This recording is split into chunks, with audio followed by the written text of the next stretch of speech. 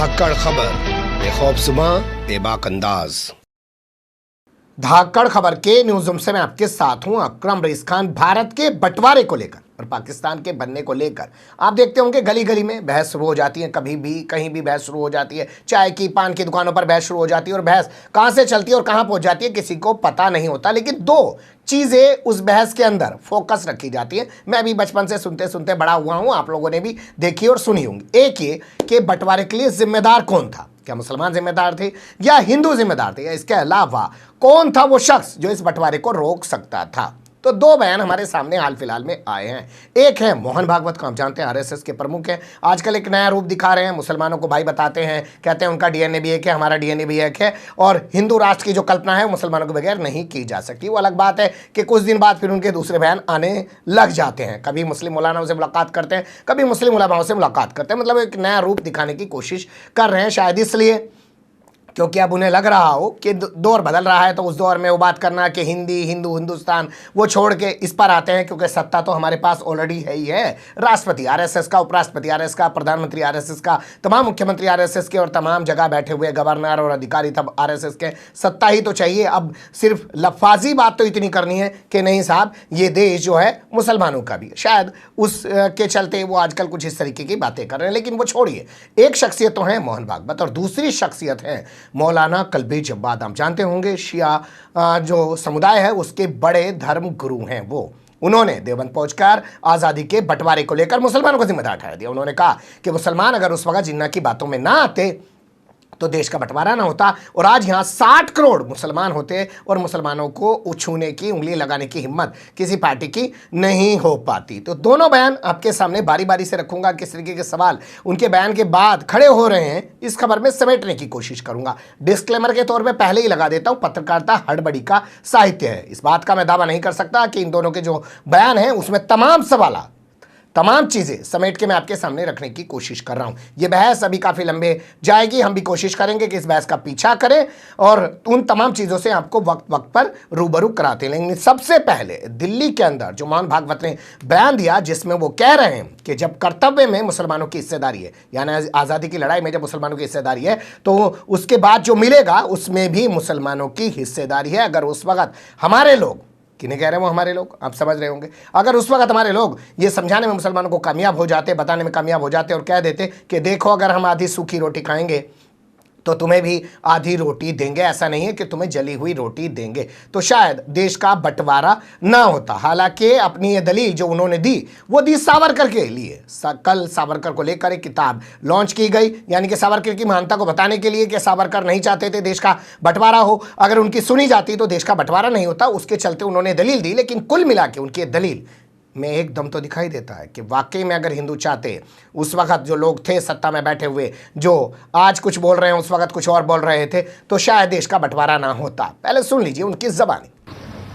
उस समय फिर हिंदू समाज कहता कि भाई आप लोग क्यों अलग, आप हमारे हो, आप हमारे भाई हो, कर्तव्य में आपका भी हिस्सा है और जो मिलेगा उसमें भी आपका हिस्सा है, बराबरी से चलो, you are not a minority. और इसलिए हम अपेक्षा करते हैं कि सूखी रोटी हम खा रहे हैं तो हम आधी आपको देंगे, आधा आधा बांटकर खाएंगे। हम ये भी कहते हैं कि हम सूखी खाएंगे और आपको जलेबी देंगे, ये होगा नहीं, और आप खाने में हिस्सेदार जरूर हो, कोई आपका हिस्सा नकार नहीं सकता, वैसे आप कर्तव्य के भी भागीदार हो।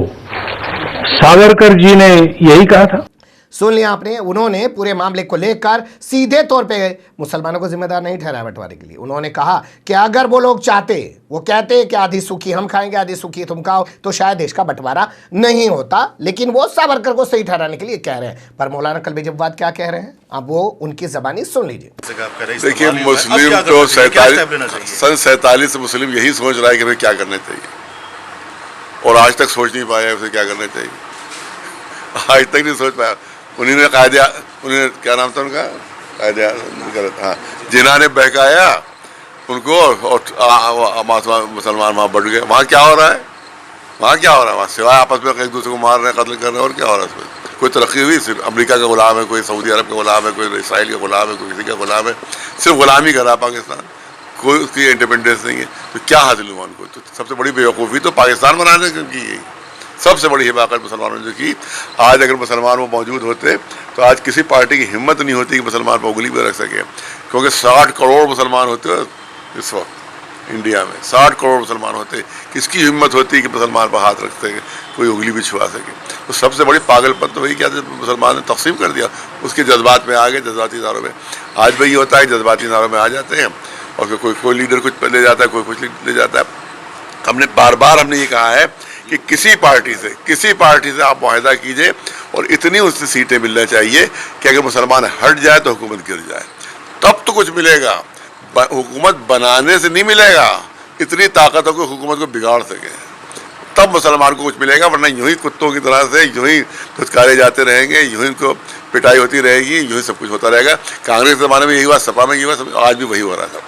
सुना आपने, पत्रकारों ने सवाल किया असल में राजनीति को लेकर। तो इन्होंने कहा भैया मुसलमान तो 1947 से सोचता आ रहा है, वो क्या करे क्या ना करे, ये चीज़ तो एक लंबे समय से उसके सामने बनी हुई है। आगे वो कहते हैं कि आपने सुना होगा लास्ट में जाके वो कहते हैं कुत्तों की तरह यूं ही धुतकारे जाते रहेंगे, यूं ही मारे पीटे जाते रहेंगे। सरकार चाहे सपा की, बसपा की, कांग्रेस की, किसी की भी रहे, जब तक कि वो हिस्सेदारी की बात नहीं करेंगे, और हिस्सेदारी भी ऐसी तरीके से नहीं मिलेगी कि उनके साथ रहने से सरकार बने, उनके साथ ना रहने से सरकार गिर जाए, तब तक उनका कुछ भी उद्धार होने वाला नहीं है। आगे आपने सुना होगा वो कहते हैं जिन्ना के बहकावे में आकर, यानी कि वो मानते हैं कि मुसलमान जो है जिन्ना के बहकावे में आ गए थे, जज्बाती हो गए थे और मुसलमानों ने देश का बंटवारा कर दिया था। यानी कि सीधे तौर पे वो कह रहे हैं कि देश का जो बंटवारा किया वो असल में मुसलमानों ने किया। ये आपने उनकी ज़बानी सुन लिया होगा। आगे वो कहते हैं कि पाकिस्तान अमेरिका और इजराइल और सऊदी अरब का गुलाम बना हुआ है, जो सोच के बनाया गया था। यानी कि अपनी बात को आगे बढ़ा रहे हैं। पहले तो ये कह रहे हैं कि मुसलमान जिम्मेदार है,